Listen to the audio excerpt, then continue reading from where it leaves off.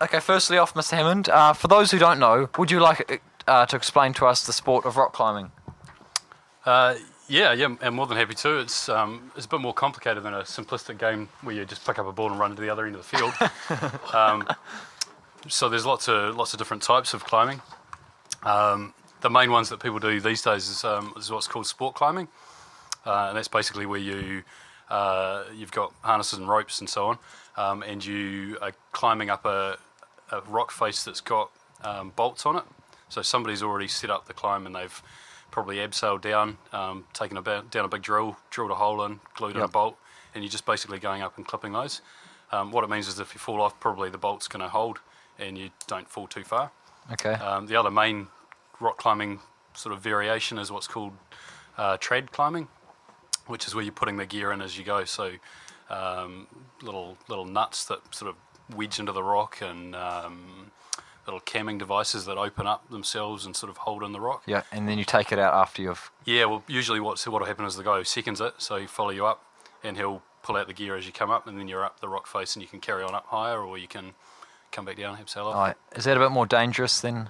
Yeah, usually is, yep, yeah, because the bolts are usually pretty sound, and there's a lot more room for human error if they stick the camming device, if they stick it in a crack and they stuff it up, then if you pop off, like I've seen people pull out about 3 or 4 bits of gear as they've fallen down, pulls one, loads the next one, pulls it. Like a follow-on effect? Yeah, like a zipper, yeah.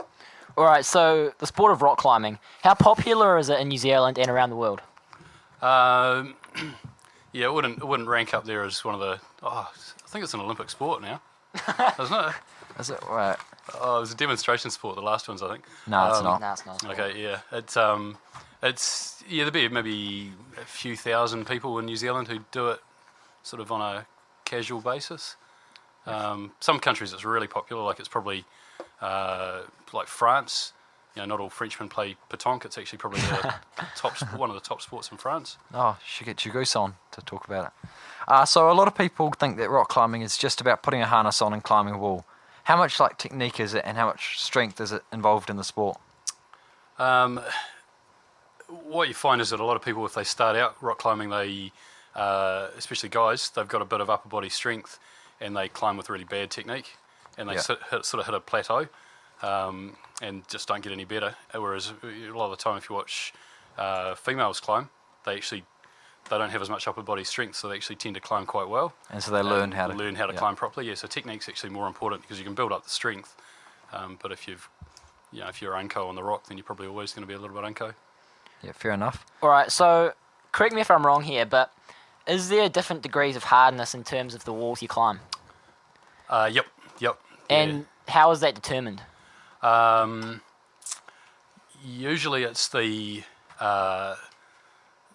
most technically difficult move in the climb will decide the grade. But if you've got a bunch of really difficult moves in the climb and it's quite sustained, then that could also lift the grade even further. Yeah, so there are certain ways to climb it that are accepted by everyone, and that's the way you should climb it. Yeah, pretty much, yeah. And it's usually based on where the crack is or where the bolt line is. Yeah. And usually if you veer too much off that, then you're kind of cheating. Yeah. So, who are the best rock climbers at Hibs? Yeah, it's a tough call. Yeah, Mr. Clash would have to be right up there. Yeah, I'm not bad when I'm in condition, but I'm pretty out of condition at the moment. Is that true, Angus? Is that true? I don't know. Carry on. Yeah, Angus would be right up there. Angus Kirk. Yeah, much as I hate to compliment him in his presence, he's actually pretty good. And he's got good technique. And he's got less height than someone like Tom Armstrong. Yeah. But Tom's also got pretty good technique, so they're just quite different in how they climb. Jacob Dornbosch would be the other one. Oh, yeah. Yeah, some of the juniors are getting pretty good too. Do you learn technique, or do you get taught it by do you coach it into them? They do, like a hangdog. They sort of there's for example, some of those guys I mentioned are running coaching sessions for younger kids at hangdog. Yeah. So you can teach technique. I'm not particularly good at teaching technique. All right, so you just like to climb. If you're kind of watching somebody climbing and trying the same climb in different ways, you kind of build up better technique. You figure out what works and what doesn't. Yeah, fair enough. So, obviously there are some members that go to competitions around New Zealand. Is that correct? Yep. Yep. And so how is a winner determined at a competition? Is it the first one to the wall, or is it the person who climbs the hardest wall, or? You can have speed climbing competitions. They're not. It's not considered sort of the most important part of the sport though, climbing the speed. So indoor competitions are usually determined by who gets the highest on a climb. So they'll set a climbing route inside so that it gets harder the further up you get, and you tend to have people falling off at different stages depending on how good they are. Oh yeah. So are there any? So like some people would be able to climb the whole wall if they're good enough. Yeah, and that's really hard to do. Climbing competitions are always on site.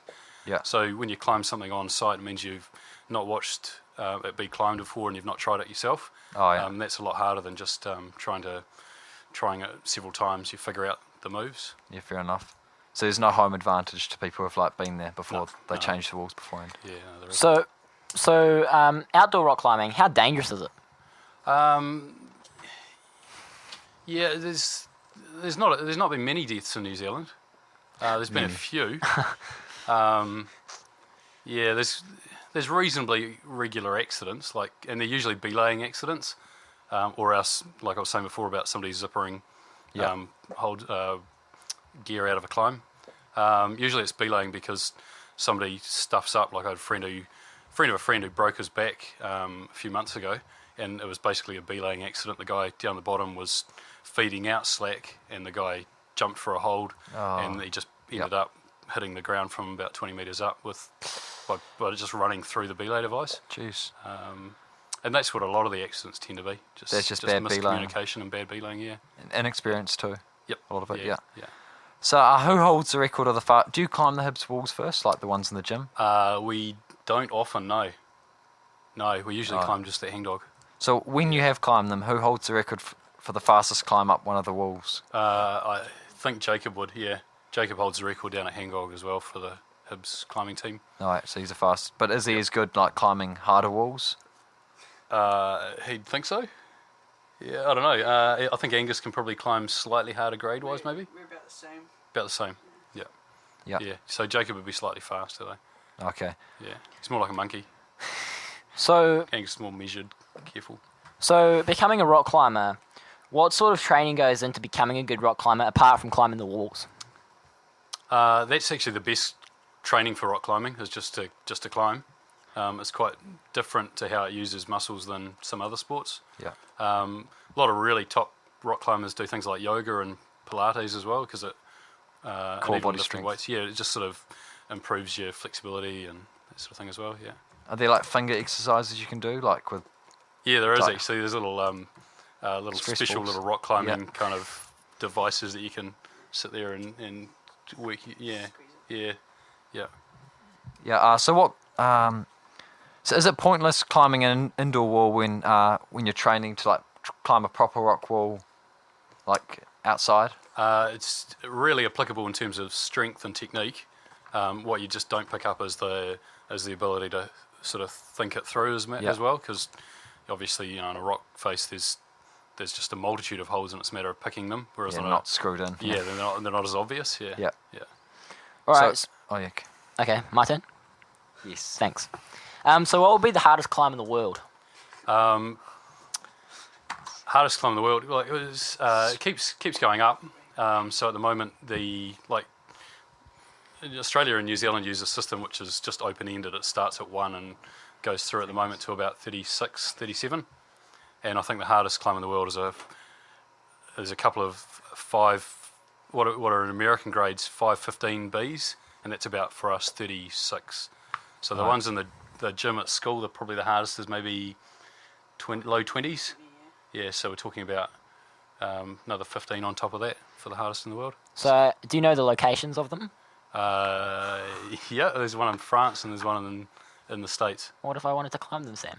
Okay. Yeah. So are they smooth? Like, are they really? Is it they're really steep, or is it they're really smooth? Usually, as you go up in grades, the angle of it changes. So the steeper it is, you might be climbing on the same kind of holds, but because of the angle, it makes it so much harder. So they're usually pretty steep. Yeah, fair enough. So what safety precautions would you need to take before climbing these hard rocks? Quite often you find that the harder the climb, the more frequent the bolts are. So in actual fact, often the really hard climbs are actually quite safe. Yeah. Because you might only be, 2 or 3 meters max between bolts. So then you're going to fall maybe 4 or 5 meters. It's not very much. Are the rocks quite stable? Like, do some of them fall off or anything when you try and? In the mountains, yeah, but not on sport crags, which are sport rock climbing areas where it's all bolted. They tend to be quite sound.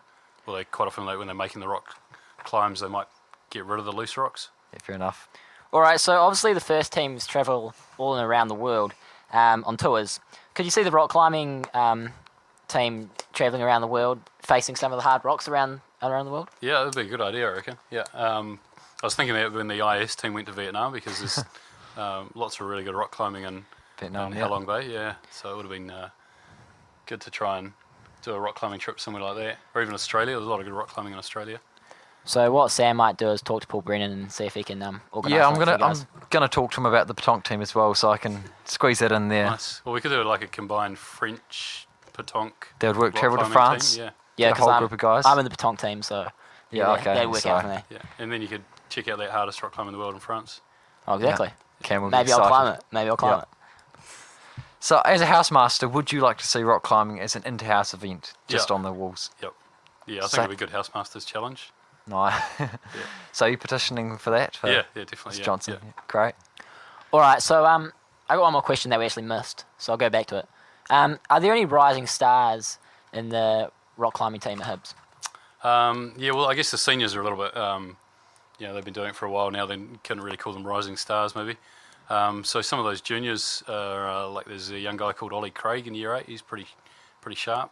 Some of the Armstrongs. There's a few Armstrongs doing rock climbing, and they're getting pretty good. Who else stands out? Oh yeah, Angus. Yeah. He's quite young, eh? Pretty calm for a year. Yeah. Oh, nice. Is it really? Is that all? Yeah. Just over. So is there have we won any competitions? Like has a Hib student won any good competitions? No, not in recent times. Yeah. Okay. Yeah, I think there's not a huge secondary school rock climbing sort of sport Arena, yeah. Yeah, there's not a lot of competitions for them. Jacob got 13th at Rotorua. Oh yeah, 13th in the national that was open, wasn't it? National open. Under 18. Yeah. So it wasn't a secondary schools comp, but you can compete in the nationals in age groups. Yeah, fair enough. So at the time you've been at Hibs, who's been the best rock climber that has come out of Hibs? Ooh. It's not on Yeah, the definitely Mr. Clash. Mr. Clash. Yeah. Oh, whatever. Angus is jealous. Not yourself, sir. Oh no, I'm a bit past it, unfortunately. Have you ever raced each other? Me and Mr. Clash. Yeah. He's faster. Yeah. I'm a bit more methodical. Yeah. He's just got the long, lanky arms, and he just jumps for Does things. he just fire up with his arms, not Yeah. even use his legs, or? Yeah, that's what Jacob does, really. Eh? No, Mr. Clash uses his feet. Oh, yeah. Yep, good technique. So we've come to the end of lunchtime and the end of another Cam and Sam sports show. Thank you, Mr. Hammond, for coming on the show to talk about the rock climbing at Hibs. And unfortunately, bit of a shame that you couldn't get through the next round of the rich list. But Yeah, I'm pretty gutted. I can't believe I said bowls. Bowls. Wow. I'm sure you'll get over it soon. Yeah. Thanks, guys. And Thanks. next week we'll I don't know who I've got on next week, but I'm thanks sure for we'll let listening, you guys. guys. I'm See sure ya. we'll let you guys know on Facebook. And just a quick note, it'd be really cool if you guys could like our Facebook page because we're trying to get to 100 likes and we're nearly there. 92. So anyone under the sail at the moment who hasn't liked the Facebook page, it'd be really cool if you guys could like it. All right, thanks guys for listening, and we'll see you next week.